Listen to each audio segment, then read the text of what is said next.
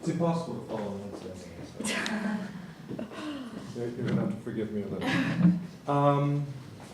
But while I'm doing the technology switch here, Do you need the audio jack too? you know something? I really recommend don't age. It's really bad.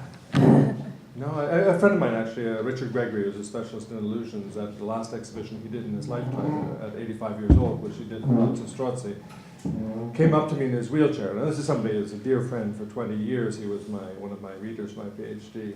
And he said, James, don't get old. It's not a lot of fun.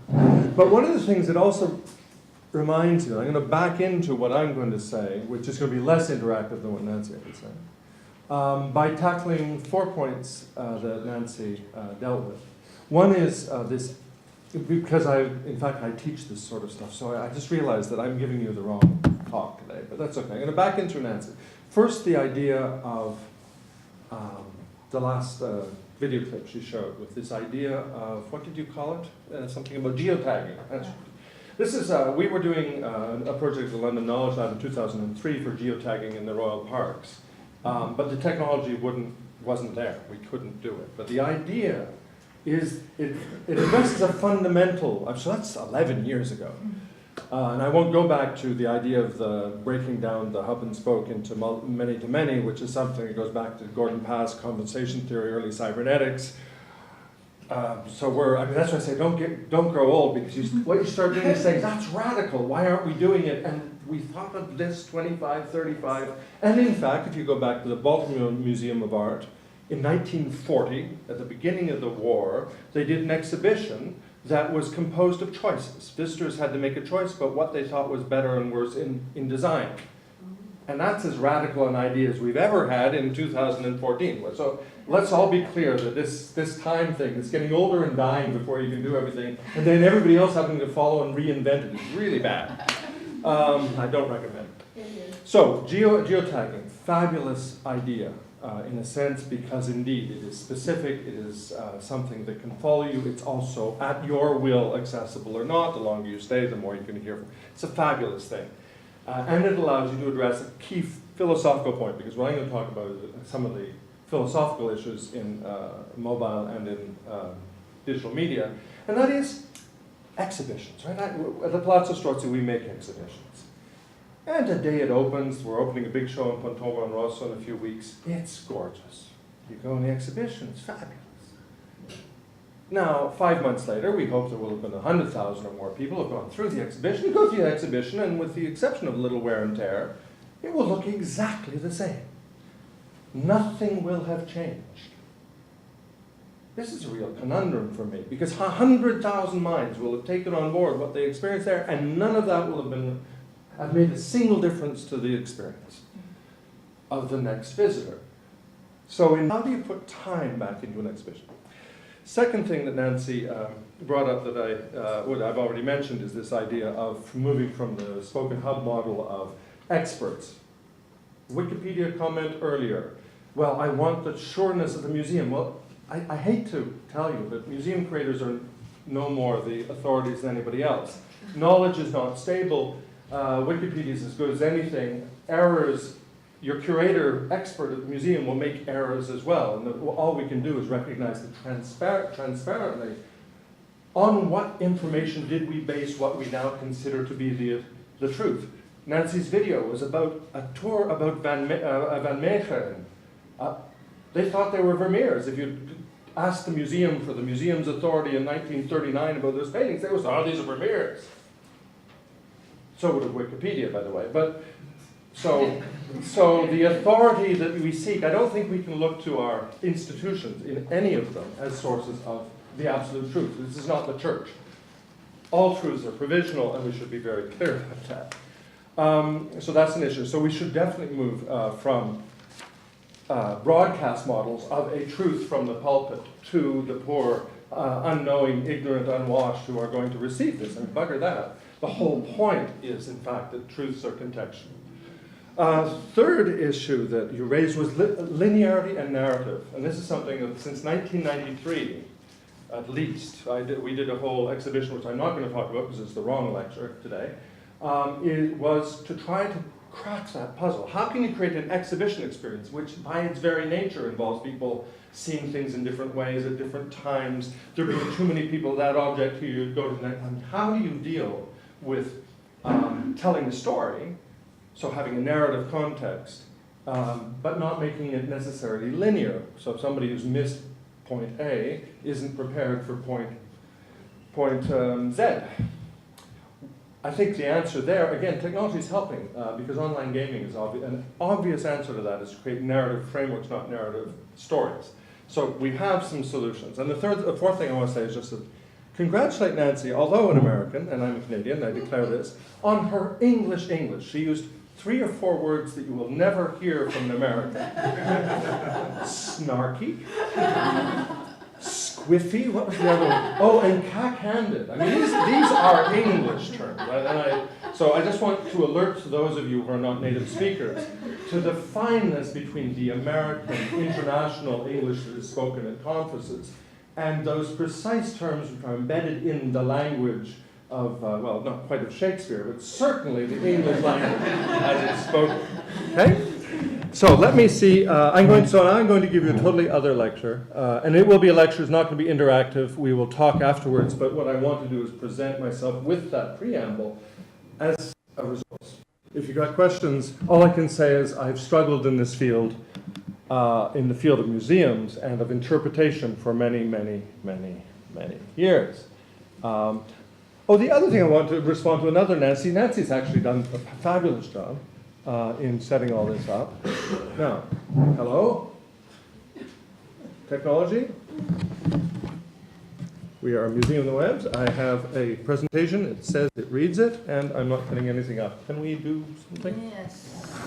Will someone do that? I'll keep. I'm going to raise one more show. That the wonderful, all Nancy's video clips are fabulous. The video clip with the guy looking at the sculpture, hearing about the rustle of silk and the soft flesh and the kiss and all that stuff. Actually, it has nothing to do. I mean, the video was a fake, in the sense of a real fake. It presented, in a sense, what things he may have been thinking. But why was he thinking those things? Because of an excellent piece of written text. That was a superb piece of writing about that object. So indeed, it's not about whether it's audio, whether it's a label, whether, okay, good. Whether it's a label, whether it's not a label. Are we up? We're up. It's actually, it's like the old truism, you always say, oh, nobody reads in the museum. Why do we do all this stuff that's interactive? Well, nobody reads. Nonsense. It's like saying nobody reads anything. We don't read telephone books. We don't read boring text. We read interesting text. It's what you write. And what that clip showed me was the power of an excellent piece of writing. That had you, I mean, that guy was dreaming of his girlfriend. You might be dreaming of something else. He thought of the subway. What about somebody without? Everybody would have made that up. But it wasn't anything about the mobility or even about the audio-ness. It was about the words. The words were very powerful. And they would, I hope, raise memories in all of us, independent of video. Anyway, here we go. My little rap. I'll try to make it quick. I want to argue that there are certain kinds of experiences which museums actually don't mean anything. We have one thing, and that's the real object. We've been stripped of everything else. Other people do lots of stuff better. One thing they can't take away from the museum is its privileged status as the container for the real. Now, of course, even that's more complicated, and I'll come to that. But let me start off with a sort of basic and polemic, rhetorical position that we're the home of the real. And I think that we have to look to our devices, and we have to look to our technologies to enhance the experience of the real. It's about getting people to be able to read out of an object. To read that object, there's a literacy almost involved in taking out an object meaning. And that's not always obvious. The object doesn't always contain that information. Objects can be quite resistant to that information. Anybody who's worked in a science museum knows that an engine does not explain itself very clearly. These things are resistant. In the art community, there's a sort of arrogance. It's, oh, the art speaks for itself. It's equally nonsense. However, what you cannot dispute is the value of the object relative to any other form of its representation. So I want to talk a bit about that dilemma. And this is sort of where I just want to say, I always say that there's no theory that's not really part of an autobiography. So this is me. All of my positions are based on my experience with all of my teams and my friends and my colleagues, but they're completely partial, completely biased, and completely unreliable insofar as they're only my experience. But my experience does include working with some of the great cyberneticians when I was a student. Gordon Pass supervised my master's thesis. In Frankfurt, at this museum, we were Europe's first wireless museum. We opened a department of design and a department of digital applied art with, I believe, Europe's first collection of curated computer games, websites, and CD-ROMs at that time. We did the first exhibition called I Love You under the direction of Franziska Nori, who's our current director of the Strozzi. She did a show, 3 shows actually, one on computer viruses as a form of literature. File sharing called Adonna M. It was all about Napster. Remember Napster? I mean, some of you guys are too young to even know something. And, and we were talking about file sharing as a social phenomenon before Facebook, and we were, you get the picture. So all I can say is I'm a boring old fart with a very rhetorical style, but I have been living this experience for many years, and quite intimately living this experience. Now I want to talk about what we do at Palazzo Strozzi, and I'm speaking quickly, probably too quickly, because I'm aware of how little time we have, and I want to move through this. Hour and a half. You go for it, James. Yeah, no, but I don't want to. I mean, these guys want to talk. I mean, they're here. I can talk anytime. Anyway, so this is what I wanted to talk about. I started with this presupposition that indeed museums are places where there are objects. And over the last 3 or 4 decades have very seriously moved their mission away from their original missions of collecting, preserving, and studying to primarily institutions where the public, where they interpret and they exhibit. They are still the home of things, of real things. This is just some pretty pictures of the real things. This is the Bronzino show in 2010, which is a mere antipasto for the Pontormo show that's going to open. You can see already that we're not allergic to letting people actually understand the objects. We're actually known by many, not always agreed with by many, but known for our eminently readable texts. We don't let curators write these labels because they've forgotten what it was like not to know that stuff. And we have a clause in the contract. If you do an exhibition at Palazzo Strozzi, the labels have to be readable at 3 meters. Why? Because we all know that curators think that little labels are better because they're this big and they're written really small, and everybody, of course, gathers around and blocks the painting. Now, a big painting, in fact, can be better looked at this way.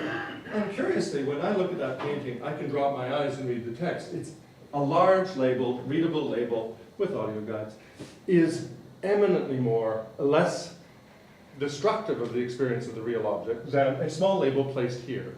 Okay? We also insist that every show has labels for families and children because we believe that the emotional value of the museum is greater than the cognitive value. People do not go to museums to learn facts and figures, and if they try, they'll forget them anyway. They do go to talk about looking at what they see, experiencing. That's where my grandfather told me this story. The learning that happens in museums is primarily affective learning. Experience is linked to emotions. Emotions come from people, generally. There are very few of our visitors, and this is statistically true. There are some specific target groups that come by themselves. Most people come in groups, with friends, with family, with schools, and that's where the emotions happen. So we do a lot to support that at the Palazzo Strozzi. Now, the interesting thing is, however, that the time and space of the object are shared by the label. The object's there, it's the real thing, but the label's also a real thing in time and space in a particular way. So we have kids, for instance, dedicated kids labels here. We have special things for families to take around and keep families together. However, screen-based media is something else. It's a kind of rupture in time and space. And this is as early as Suzanne K. Langer. She added an appendix to her book, Feeling and Form, in which she was wrestling with what was the preferential experience mode with every medium. She looked at literature, she looked at art, she looked at temporal arts like theater, dance, etc. And then she tackled film. She said, you know, the only way she could talk about it is the mode of the dream, because you're actually taken in through the eyes of the camera. Even as Nancy's video did, we bump down the stairs, and there we are in our video. We're in a mode that is almost dreamlike, because we're carried along without knowing we're necessarily being in control of where we're carried along. Of course, therein lies great film as well, but I think she was saying something very valid. And it creates an enormous rupture in that case, in our here and now, because we're actually transported. It's like transversing time and space. She's talking to her boyfriend in Shanghai. I mean, she's probably texting her parents, I don't know who, but they're somewhere else. Wherever they are, they're not really there for that second. There's a certain displacement going on that's extremely interesting, because it's not negative. Let's be clear here. I'm not saying this is a bad thing. I'm just saying this is a thing. This is an experience we have to take into account. When we want people to be in the here and now, we have these devices now that allow us to be in the there and then. And on a screen, you see the screen. If I take my iPhone or whatever, I could be anywhere.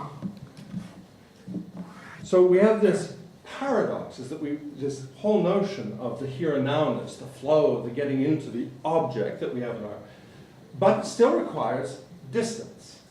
So this is where that piece of text, Nancy's video, and why I was so thrilled by it, actually a piece of writing creates both here and nowness, but also a distance.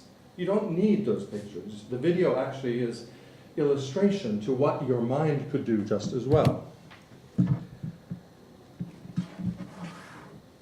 However, we do have, as I said, I was going to tell you, things get more complicated. You do have some things where you can be displaced and real.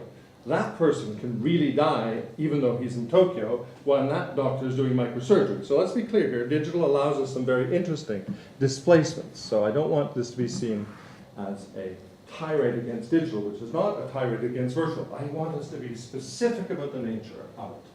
Now, if the museum is still home of the real, Nancy's point, don't confuse the technology. Technology is something to do something, and let's not, because we have iPhones and smartphones and everything else, treat everything as a problem that has to be solved with it. It is not necessarily the answer to everything.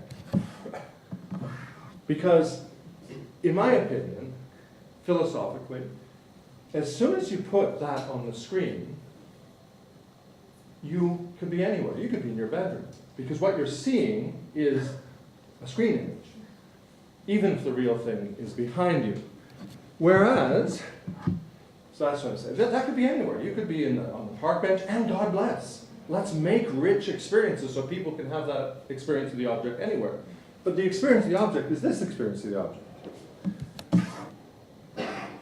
I stole this from Nancy's presentation, thank you Nancy, just to show what I hate is a screen interposed between the experience of a piece of art.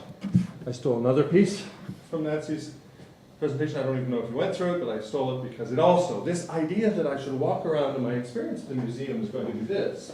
Yeah, I'm sort of consulting the object to see if it's, oh, well, does it really? Actually, this image, digital image shows that, well, have they cleaned? I mean, I don't personally think that's the way I, as a museum professional, want people to act in the museum. However, coming to city tours, I think some of you are here talking about city tours. I am a huge fan of using this technology where it can be used to enhance the experience without diminishing its placeness. In the city, for instance, in this case, we created an iPad app which allowed people to take paintings that were in the exhibition painted in Florence at the turn of the century by young American impressionists, and with GPS, geolocate themselves, walk to the place where they painted it, and drop the painting in over the reality today. Now that neither takes away the reality today, nor the impact of the painting. To do the opposite would. To interpose the bridge in front of the painting would destroy the experience of the painting. But to enhance the experience of the bridge, which in this case is your real object, it works perfectly. And it gets people out, it gets them talking, it gets them walking, it gets them going to see the city in new ways. So we have actually done this, we've done 2 iPad applications where called Artist View, they're free apps, in the mode of apps. I take Nancy's point that technology is racing ahead, and there are probably better ways to do this on the web. But you can go around with 2 apps in Florence and discover Florence of the 1930s. You can go to the buildings that were created in the 1930s and find the photos of the originals and the current state. And as I said, we have this app that shows American artists. We've also used, of course, similar things, again, without the technology of geotagging, which I really think is a pity that I'm glad to hear it's working now, and I think we should use it. We created Bluetooth audio guides that were by different people for one of our exhibitions in 2008. We've used actually another way of going around the exhibition, which is also turned into a computer game, an online downloadable app called Follow Your Florence, in which every ticket for an exhibition on banking and art, so the money that the Medici made banking, was paying Botticelli. So we created an exhibition about the birth of modern banking and the art that resulted. And every ticket on its barcode had 5,000 florins on it that you could invest in the exhibition and follow it around. Now, it didn't interfere in any way with your experience of the exhibition, but at certain moments you reinvested your money. And if you got to the end of the exhibition, you, with more than 10% profit, and you didn't give it to the church, you got a discount in the shop. So this was actually a very compelling way of using digital technology in an exhibition in a way that was not interfering. Why do I show this? Just so in case you're sitting there saying, God, he just doesn't understand digital, he doesn't know how. We use digital in the museum spaces all the time, but how we use digital and virtual and screen-based media, for instance, these were clusters of computers apart that you could use, not things you dropped in front of the objects. And you met the whole. This again is another key to creating a narrative, non-linear narrative experience, because you didn't have to do it in a particular way. You could encounter the stations in different. This was a narrative structure to understand the exhibition free from linearity, in which you invested your money. So we do a lot with digital in the exhibition. We have touchscreens, we've done graphic novels. We have a touch table, again, which allows people to do various things with the artworks they've discovered in the exhibition. We have city tours. Since 2007, every Palazzo Strozzi exhibition has a passport, which is a real passport, and it's a beautifully produced book. And it highlights everything in Florence and around Florence that is linked to the content of the exhibition. So it might be Galileo's Florence, Botticelli's Florence, Dante's Florence. And if you go to 5 of them, at least 5, and get your passport stamped, you get in free to the Palazzo Strozzi. Now this has been so powerful a tool for getting people to explore the city, which is the Palazzo Strozzi mission. That is called Florence in your pocket, downloadable. It's a bit old-fashioned now because of course we started it I think in 2007 or 8. All 22 percorsi in the city are available, downloadable as Florence in your pocket, Firenze in tasca, and also available in Chinese. It's a fabulous way to go around the city because it takes you with the GPS to all these different places. The same mechanism does not exist because you can't prove, although I'll come to that, you can't prove that you've been there, so it doesn't equate to a free ticket if you go there. We did try, however, one version, which in fact did. We did a version for one of the passports linked with the Illusion Show, where in fact there was special labeling in 6 of the venues, in which if a visitor went there and logged on and sort of found the label, it became a piece of the puzzle on their screen. And if they got all 6, they could get in free. So we did explore ways of turning this mobile experience, totally, to me, constant with how we use mobile. We use mobile to get people to explore the city, because you don't need GPS when you know which room you're in. You have an exhibition here, I don't need to know where I am. You do in Florence. You can go to find those cloisters, that little church, that corner of a street where there's actually a frescoed Madonna. Most people walk by probably talking or texting. They're texting as they walk by Botticelli in the street. And that to me is, again, the second paradox. Our devices can distract us from the things that are out there. So we try to use the devices to alert people to the things that are there. In some future, well-funded future, of course, I'd love to have a system which would flag those things, which would link the passport experiences also to alert people as they walk by texting their friend in Shanghai, and they say, this is a miracle working Madonna. There's one on my street. There is a PhD thesis written about this, wonderful 16th century Madonna that has done miracles. It's just there. I mean, thousands, hundreds of thousands of people walk by it, and nobody knows what it is, or nobody realizes what it is. An extraordinary thing. So anyway, so we do use the devices to displace you, but to place you in a sense. It's more about placement than displacement, in my opinion.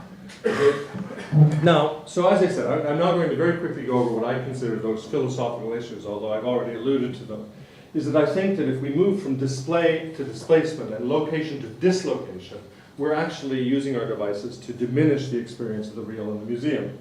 And we're becoming immersed in this all-inclusive screen-mediated behavior, or screen-mediated information acquisition. Now, of course, everything is more complicated, because some objects, and this is what I generally hate, of course, because if you put an iPad in front of this painting, I would be livid. This is another Nancy slide, by the way. It's a great slide, because here is a perfect. I think that's great, because the status of that object, it's not the only bird skeleton in existence, done by that very famous Michelangelo bird skeleton, the Michelangelo bird skeleton. It's one of a quadzillion of these things. And in fact, what you do want to know is what bird wrapped itself around it. So this is a perfect use that would break my own rule of not interposing a screen, because it's actually serving a function of helping me with that object.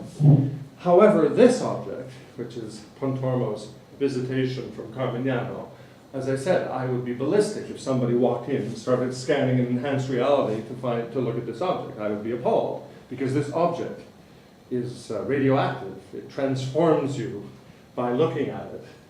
And it will be in the next exhibition, so if you can come back and see it.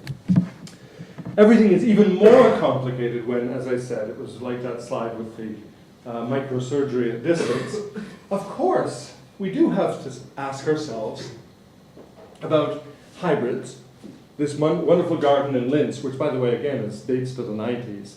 It's a very real garden. There are very real flowers growing in it, but that thing above it is a robot. And all the time you go into the lobby and there's this garden growing, and there's this robot going, moving around. And the robot does three things. It can either plant a seed, water a seed, or take a picture. And it's always in motion. And you realize that the gardeners are all virtual. They're in Tokyo, they're in Jamaica, they're in South America, they're in Washington. But the garden's very real, so you have to say, what's the status of this object? Is this a virtual object? No, the garden's very real. But it's got no gardener. It grows only because of the internet. The second and even more difficult issue for me, epistemologically, is the notion of the lens. These things. Are you any less real? You're certainly less focused, but are you less real when I take off my glasses? Because the lens was an enormous breakthrough. It allowed us to do things that we could never do before. This was the old pre-Galilean, pre-Drabellian flea. It's something you would scratch and it would bleed. It was very small. Microscope. Electron microscope. Are these less real because they're mediated and completely inaccessible to our senses? You could just extend the same argument to infrared, ultraviolet, radio waves, etc. So my argument is actually about the nature of reality and what things we're prepared to include in the real. Remember, I'm basing my argument on a polemical distinction about the real object being a real Pontormo from a real church in Carmignano. But what do we do with the technology as it transforms our experience of reality? Which brings me to my biggest conundrum, to which I have no answers. Google Glass. What happens when it's all off the device? So we're not interposing anything. We're down to this.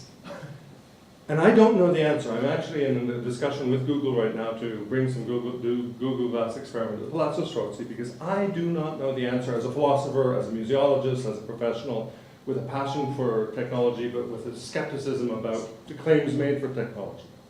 What happens when there's no longer a device in front of me, but I just look at something and I see something else? In what manner does that alter my argument about the primacy of the real? And I don't know the answer to that.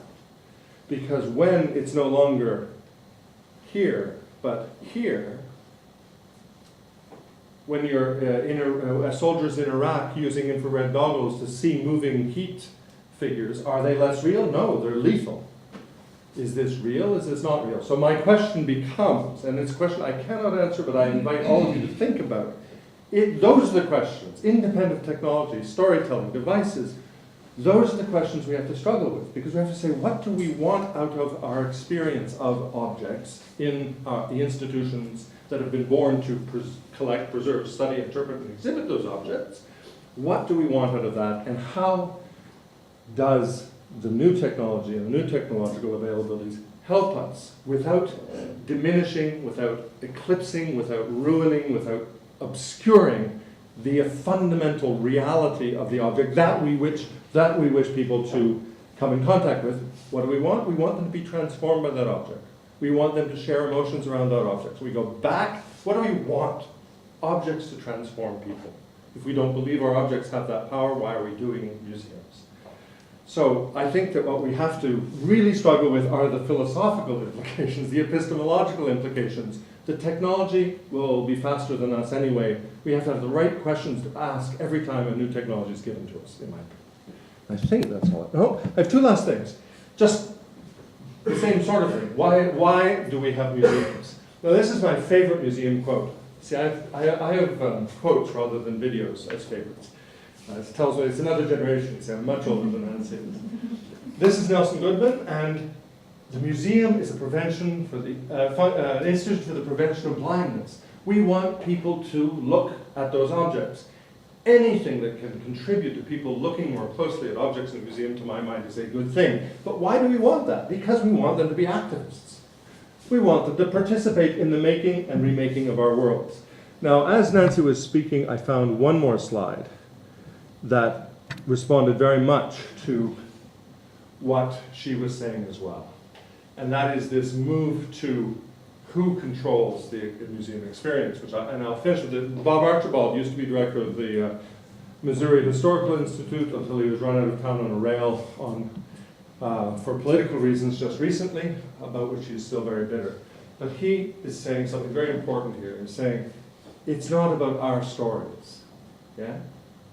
Can we really keep telling these things? Or do we still keep this curator, so the voice of God, the curator, the experts, the authority, so we can tell the truth to our flock? No. Part of the solution is to find new stories that have new meanings and new value systems, and I don't know what those stories are. And I don't think it's the job of the historian of the museum to create the story. Our job is to create the context in which people can create those stories and reach some level of consensus. This is one of the more powerful calls to battle, and I think it echoes almost perfectly what Nancy said at the end of her talk.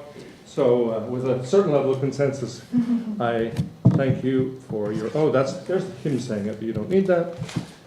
And then we go to, actually, Ilaria, without passing through questions to the end, I assume. So thank you for your attention.